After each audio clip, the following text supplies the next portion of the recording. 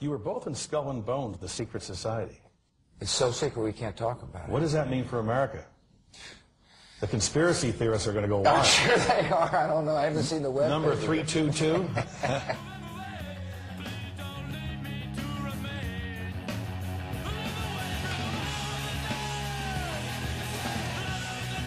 Buckle your seatbelt. It's time for another episode of the Prepper Recon Podcast.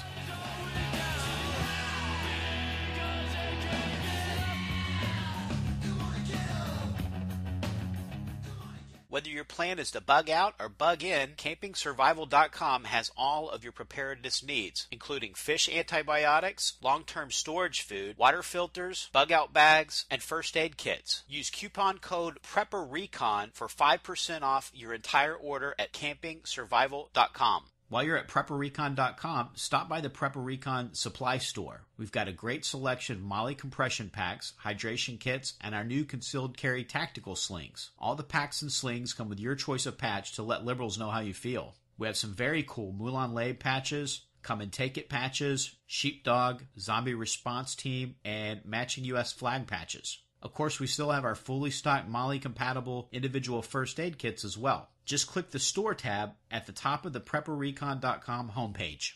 Today's guest is Charley Hogwood of ReadyGoPrep.com. Charley, welcome back on the show. Well, thanks, Mark. I'm glad to be here. Oh, absolutely. It's an honor to have you back on the show. Now, what's new with you since the last time you were on? Oh, man. A lot's going on. We started our video cast now on AroundTheCabin.com, so we're doing that on the first and third Wednesdays at 8 p.m. It goes on for an hour or sometimes 2 hours, depending on what goes on that night. It's a video cast. We are traveling to a number of shows. We're going out to Houston to Self-Reliance. We're going out to Alabama to the Southern Preference Show.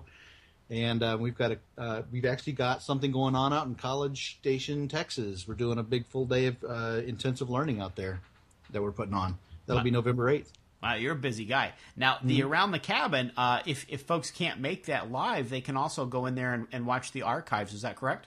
You sure can. Just go to AroundTheCabin.com and look up archive shows, and you'll see us on Wednesdays. Just click on the Wednesday tab, and it'll be Survival with Ready Go Prep. And there's links to get to that from ReadyGoPrep.com, right? Oh, yes. It's on our calendar function on all of our web pages on the right-hand side. Everything that we're getting ready to go do is up on the calendar. Very cool. Very cool. Yep. Now, can you tell us a little bit about the Survival Group book? Well, we just rebranded it in June, and it used to be called MAGS, The People Part of Prepping, and now it's the Survival Group Handbook, How to Plan, Organize, and Lead People for a Short or Long-Term Survival Situation. And what it does is it's a guide. It's the only book ever written on forming a group for survival. And it takes you from what is it you're looking for in a group, how to find people, how to talk to them, how to make friends with them, and even maybe more importantly, how to get rid of them early before they know where all your stuff is if it doesn't work out so well. And it gives you tips and actual instructions all the way through the book, all the way up to dealing with the outside world and the behaviors and what makes good people do bad things. That's important stuff because that's certainly something we're all going to have to deal with when the stuff hits the fan. And people that seem really nice right now, they might be completely different personalities then. So you get at least, it's kind of like a marriage. You at least want to go into it thinking that you're marrying the perfect person. Well, we actually call that the survival marriage. And that's how you need to look at it when you're building a relationship with other people for survival reasons. You got to say, is this person going to be okay to be around my family, my children, if I'm not looking? Can I trust them with my stuff? And the thing with the survival marriage is if it goes wrong, you know, the scorned lover or group member may not just take half your stuff like a regular marriage. They may come back with all their friends and take all of your stuff. So that's why it's so important to be very careful on who you allow in and vet everybody properly. Yeah, well, that's great information. I hope everybody will get that book and check it out. And also leave you a good review on Amazon because as an author myself, I know how important it is to get those reviews on Amazon. It really helps to get books noticed. And so if you get a good quality book and you think that it added value, you know, leave a review because that it helps to get the message out and that's part of how the Amazon machine works, pushing up recommendations to folks is through the reviews. Now, the last time you were on the show, we talked pretty extensively about mutual assistance groups. This time, I thought it'd be great to cover some of the basics. We always get new listeners to the show who are just starting out, but also the seasoned prepper. It's good for them to review the basics, because a lot of times when you're a seasoned prepper, a lot of times you'll sort of get off on a tangent, whether it's communications or guns or whatever, and you'll forget about a lot of the other basics. So I think it's good even for the seasoned prepper to go back and talk about the basics. So that's what we're going to cover today. Now, for the new prepper, getting started can be really overwhelming because there's so much stuff to learn. Where do you think they should start, Charlie? Well, it's absolutely true that the beginning prepper or the seasoned prepper, sometimes we get off track and get distracted by daily events. But as far as getting started, you've got to first understand where you are, what your situation is, and what can possibly happen to you. If you can answer those questions, then you can better come up with an idea or a plan to move forward. So if you're in Tornado Alley, well, you might want to prepare for some tornadoes. If you're in a hurricane area like we are, then hurricanes would be a good thing to prepare for. Same thing with earthquakes and any other natural disaster. So prepare for those things before you worry about the collapse of the dollar, the EMP, the asteroid, all of the big fun zombie scenarios. If you can start out with those kind of things first, you'll be that much better. And to start out with food, water, shelter, those are going to be your big ones, along with security. Security is always first and last. But you can't eat bullets, and you don't want to be on the other end eating bullets. So make sure that you've got stuff to protect and a way to protect them. Those will be the key things to worry about. And then worry about safety and health, then move on to communications and energy and transportation. And that'll round out the top 8 areas of preparedness that you should be considering. Fantastic. Now, besides being overwhelming, the cost can really start to add up too. Can you give us some inexpensive ways to jumpstart our food storage? Absolutely. We actually have an hour and almost 2 hours of a DVD that talks about food storage on prepping your pantry. And what it really talks about is understanding the shelf life of food so you're not wasting stuff.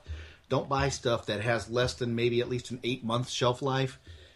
Preferably go a little bit further. Stay away from MREs for food storage unless you want to just have a case laying around for camping or whatever. Stay away from the bucket foods. The bucket foods are so expensive and have no proteins to them. They're nutritionally deficient. So start focusing on the things that you eat normally every day. And if you can get them in can form, don't worry about the dates on those cans. Those are best if used by dates, or best if you buy them by those dates. They're actually going to last a far longer period of time on the shelf than what they say on those cans. But once you start rotating things out, look, you can buy all the food you want right now and don't even start rotating for a year. So if you buy food today on sale, use your coupons. Go to couponmom.com and start learning how to use those coupons very easily without clipping a whole bunch of them.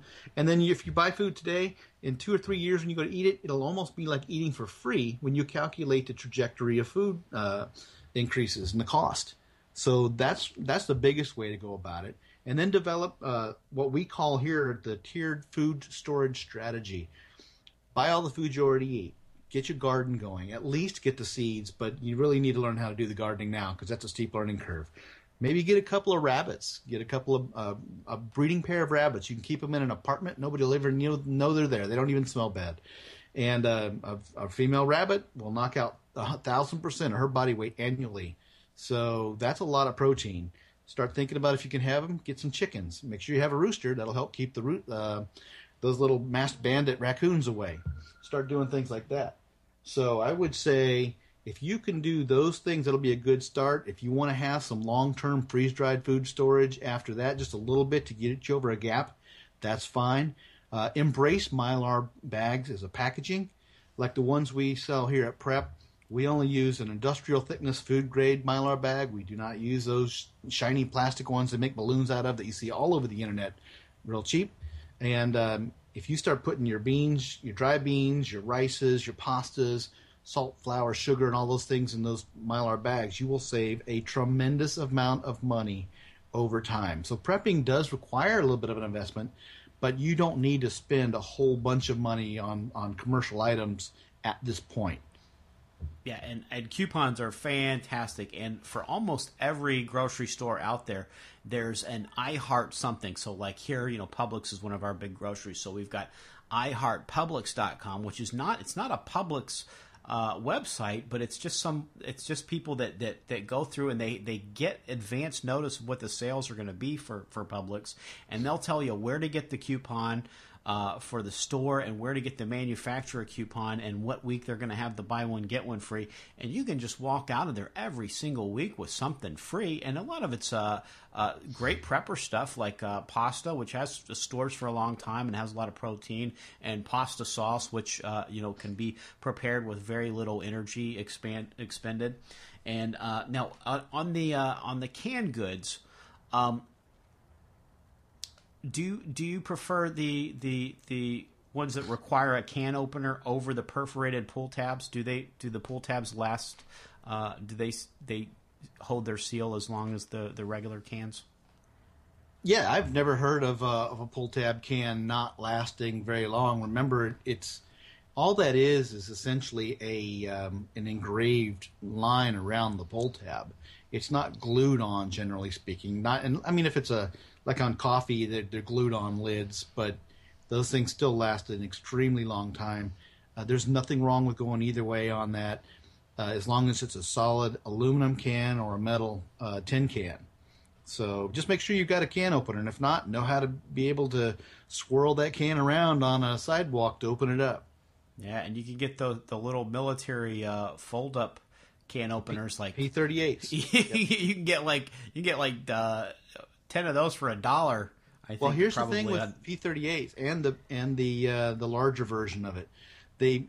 You've got to get the ones that have U.S. stamped on them. If you get the ones that are made in China, they'll bend when you go to use them.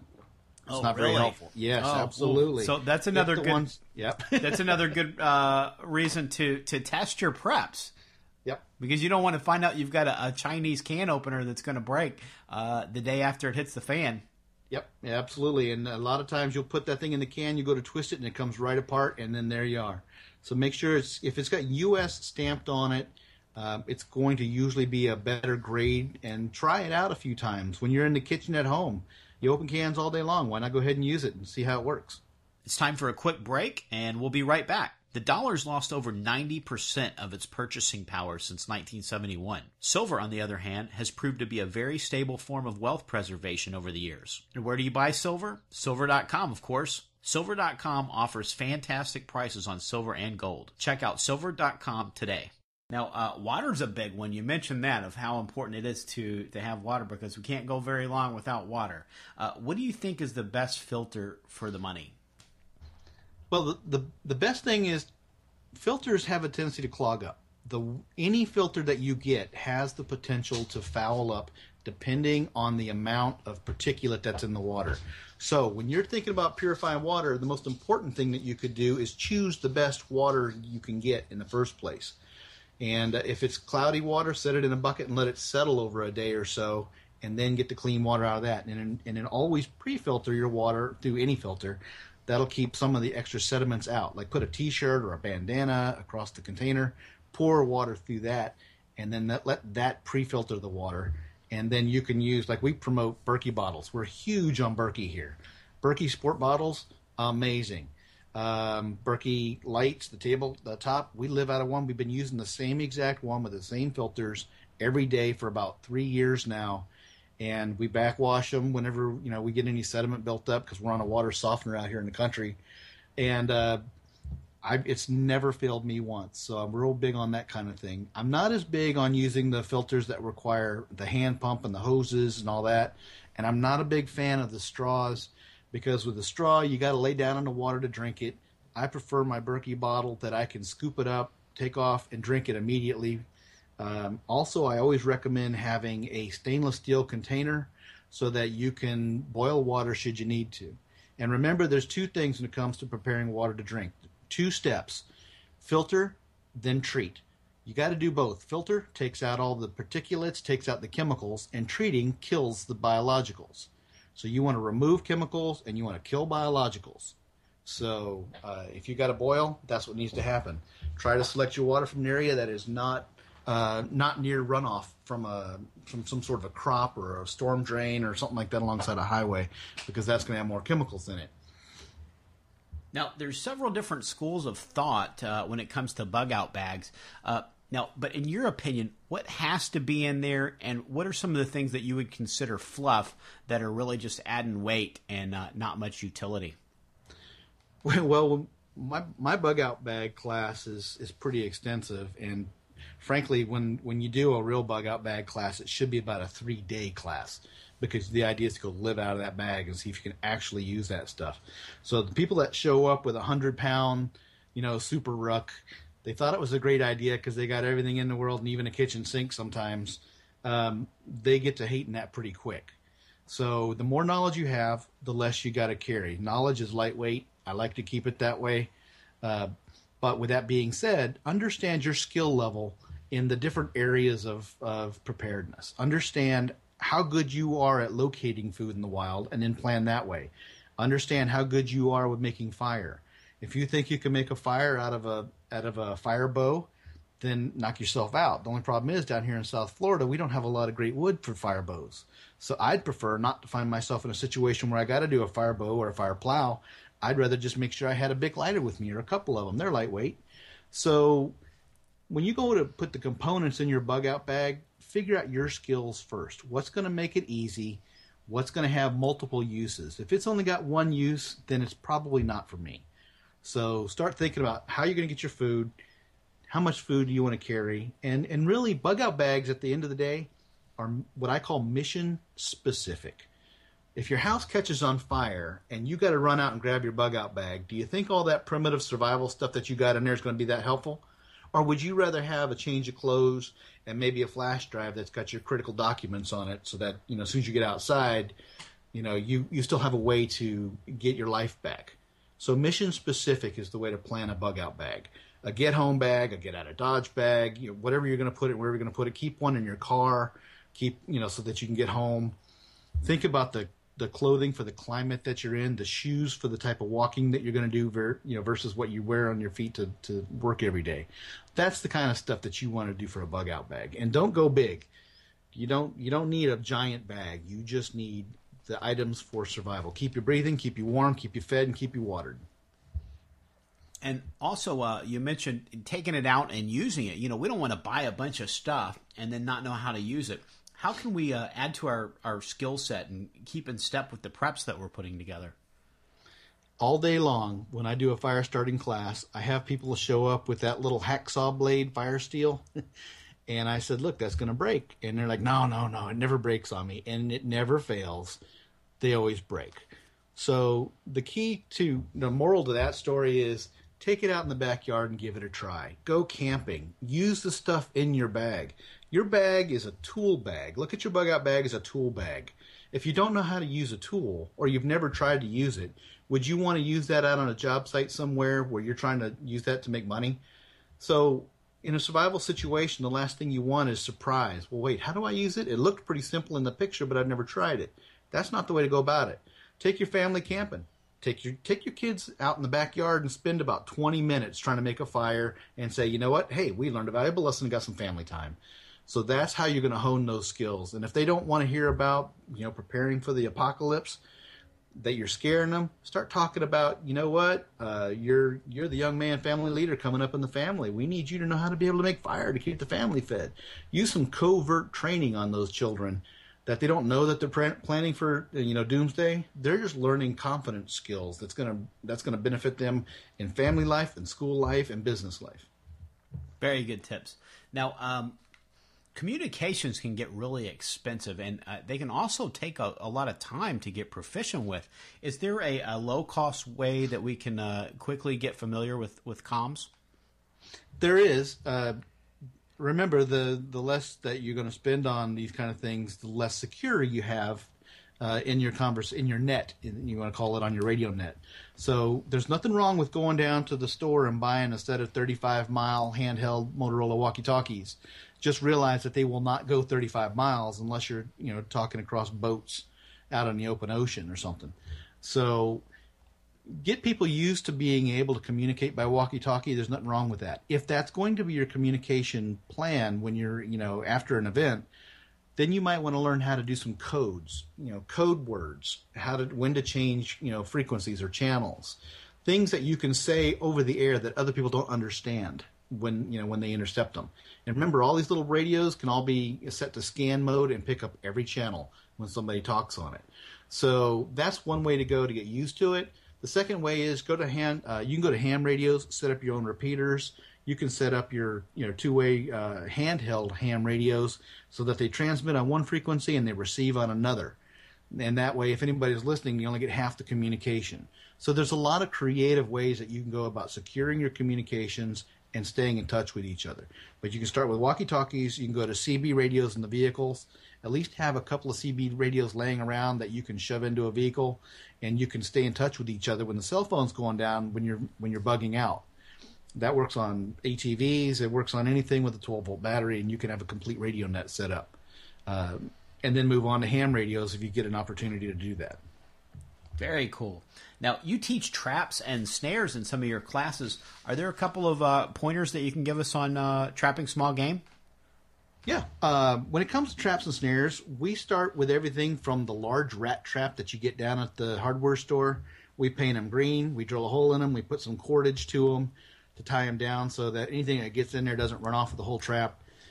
We also do snares. We actually provide snares. We've got a snare that's based on the ones that they use up in the north for the fur trade. We just make them a little bit longer. We make them hold up to the heat a little bit better in our climate. So we have they're good for small all the way down to say squirrels, all the way up until maybe a large dog size and maybe like coyote size. And then we have hog snares, which actually the guys from Gator Boys picked up a couple from us, and we're using them on alligators down past where you are actually. And so the tips with those is animals are lazy. They're going to follow what's called a game trail or a natural line of drift. So find out where you see a game trail. Put it in the trail. Put your snare in the trail. For anything up around like a rabbit size, about 1 hand width off the ground, in between 2 trees, like a choke point. Maybe scatter some stuff on the trail so the animal will be more interested in going through the snare. The color doesn't always really matter on a snare. It's just the ease of navigating through it. So if you want to, you can dye them a different color, but it's not always necessary to do that. Find out where animals are going through fences, like hogs. If you want a hog, use a hog snare. Find where they're going through the fences and set your snare right there. And make sure you anchor those things down pretty good. And if you get something, make sure you check your traps and snares at least once a day, preferably twice a day. You don't want to leave animals in those things for too long. And if you got something in a snare, don't just walk right up on it and try to grab it by hand. You'll get bit or scratched. You're going to have to be prepared when you get there to dispatch that ammo at that animal, so that it doesn't suffer and that you don't get attacked. Now, for the new prepper who's never owned a gun, what gun requires the least amount of maintenance, and which one would be the easiest firearm to quickly become proficient with? Well, there's a couple ways you can go with that. I would say that one thing to do would be to look at a revolver if you're going to use it for self-defense and you have no experience with firearms.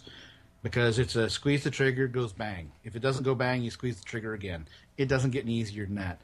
A lot of people like, automatic handguns or semi-automatic handguns like a Glock or something like that. And when you do that and it has a misfire, then there's a procedure to clear that misfire. And if those people are not educated in that and practiced, that it's not going to be ready in time. And they're going to have more problems than they need. So I would say use a revolver for self-defense if you're just starting out. I would also say that a .22 rifle goes a long way. It's a very effective weapon out to a very long distance, and that'd be a great thing to have. 12-gauge shotguns, like a pump shotgun, is a really good thing to have. And of course, there's always the discussion of AK versus AR as a main battle rifle. Whichever way you go, just make sure you get a lot of practice with it. The AK is going to be a lot more hardy and it's going to feed and it's going to eat bullets a lot better than an AR in a dirty situation. But a lot of people like the AR, for the familiarity of it. And we just entered the most active part of hurricane season. What do you find that people forget about when they're doing their hurricane preps? I find that they forget about hurricane season altogether. I find that they don't care. And remember, we haven't had a major hurricane in Florida, especially South Florida, in 10 years now. And we on average, always get a major hurricane on 10-year cycles in Florida. So we are due. Although it's been pretty slow out there this year, people don't worry about it until the last minute. We call that risk homeostasis. It's really just saying, you know what, I'm going to gamble with my safety because I'm pretty sure I'll be fine.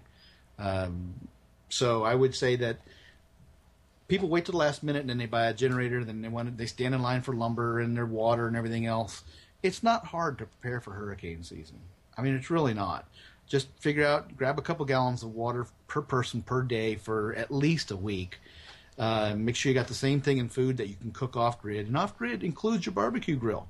Or you can make your own rocket stove out of bricks that you got laying out in the yard. So take the metal rack out of your refrigerator and use that to cook on if you have to. A lot of people don't even, you don't think outside the box like that, but that works.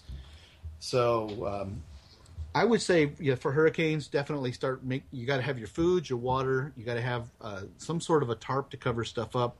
Plenty of heavy-duty drumline or trash bags to cover up stuff in your house, and be ready at any moment for something to come through the house and water to blow in, and be able to react to that. And remember that when the cell phones go down and the lines are too busy, texting will get through 100 times quicker than voice calls. So just text somebody rather than trying to get them on the phone with your voice. Great tip. Now, do you think hurricane season, is that a good time for seasoned preppers to go through their preps and sort of do an inventory and evaluation? And is there any regular maintenance that you would recommend for a seasoned prepper? Well, if you're going to depend on any kind of equipment, for example, a generator, this ethanol fuel that they're putting out on the market these days just destroys generators, ATVs, dirt bikes, boat engines. If you've got anything like that, make sure you don't leave that ethanol in there. Get some Pri-D fuel treatment. Stuff is amazing. That would be the best way to go. Make sure you're stocked up on fuels. Operate your generator, but when you go to put it back away, run the fuel out of the carburetors and make sure you've got some of that fuel preservative in there. That would be the biggest thing when it comes to maintenance. I would say double check your batteries. Batteries last a long time these days. Get yourself some good Duracell batteries. Make sure your lights are all collected together and not handed out and lost in everybody's trunk or out in the backyard somewhere.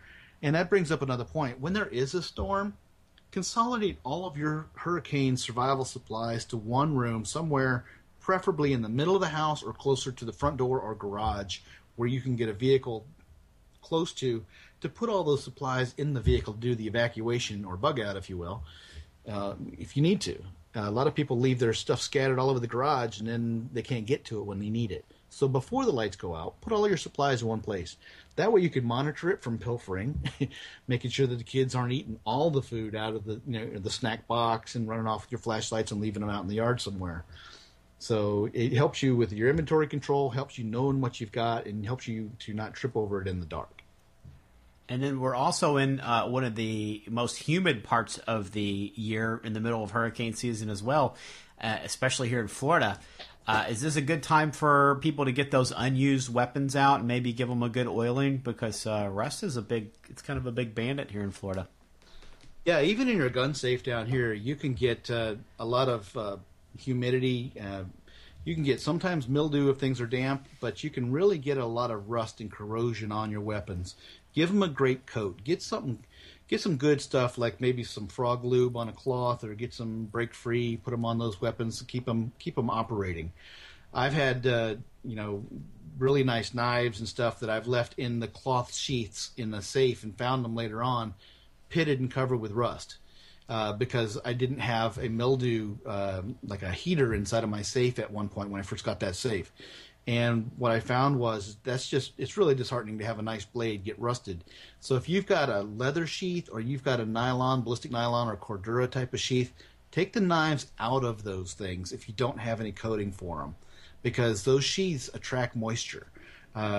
Put on some good Habelis knife lube, some of that beeswax lube that they sell with the real nice knives out of the Pathfinder school. You can get it there.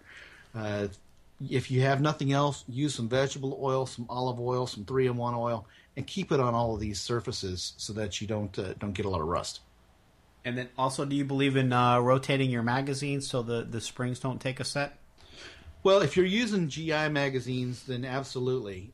Look, it doesn't take long to load magazines. We don't need to keep 1,000 rounds in magazines ready at any moment, unless our threat situation increases.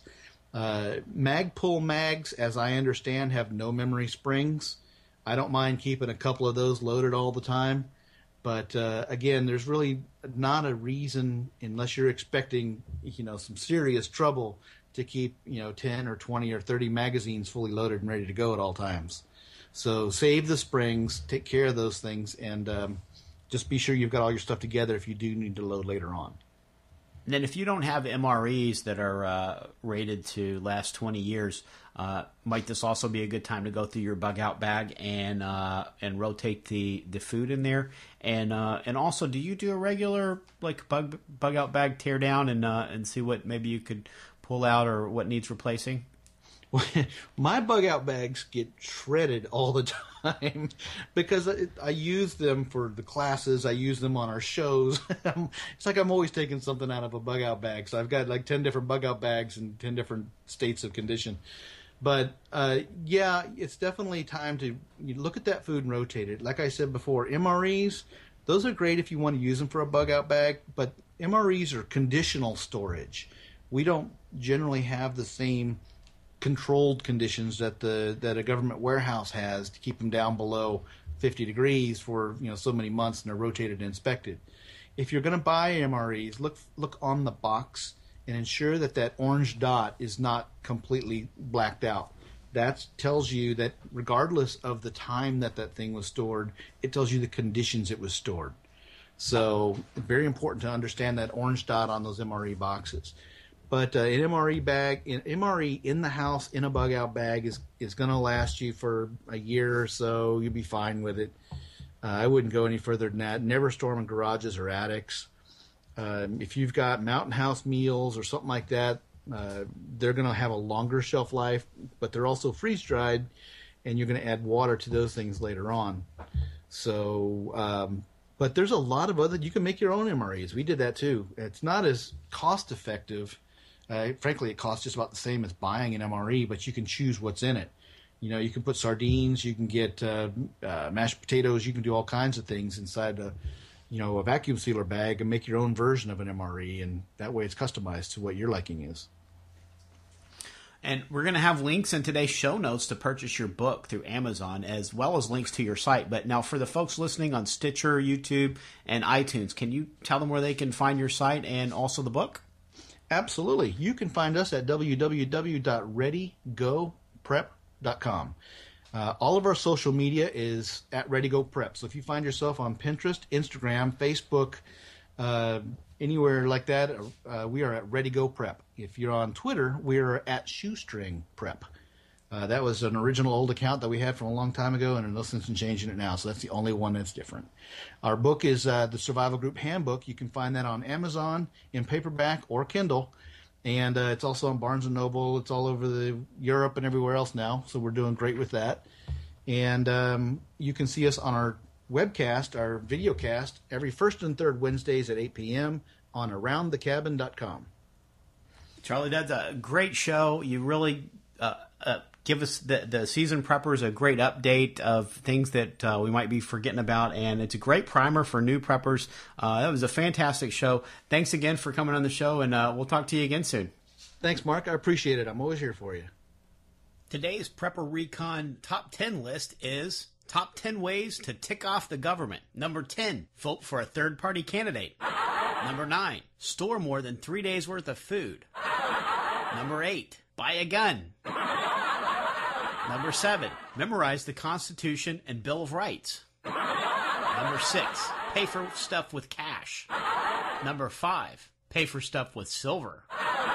Number 4, barter. Number 3, turn off your cable. Number 2, homeschool your kids.